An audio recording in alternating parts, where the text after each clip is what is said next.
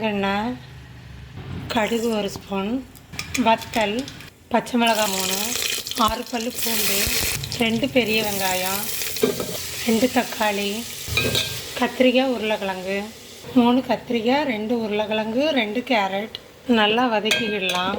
உப்பு ஒரு மூடி போட்டு மூடி வேக வச்சுக்கலாம். தண்ணி ஊற்றாமே நல்லா வேகட்டு. சூட்டிலே தண்ணியை ஊற்றாமல் நல்லா வதங்கிட்டு நல்லா வெந்துட்டு 2 ஸ்பூன் சாம்பார் பொடி வீட்டிலே அரைச்சது, 4 கொட்டை புளி எடுத்து கரைச்சி வச்சுருக்கேன். புளித்தண்ணி, 1/2 கப்பு பாசிப்பருப்பும் 1/2 கப்பு துவரம் பருப்பும் எடுத்து அவிச்சு வச்சுருக்கேன். அவிச்ச பருப்பு, கறிக்கு தேவையான தண்ணி, கொத்தமல்லி இலை, கருவேப்பிலை, 2 ஸ்பூன் திருவின தேங்காய். 1/4 மணிக்கூர் ஆகிட்டு தேங்காய் போட்டால் சாம்பார் ரெடி. இறக்கிற வேண்டியதான். இப்படி சாம்பார் வச்சு பாருங்கள், ரொம்ப டேஸ்ட்டாக இருக்கும்.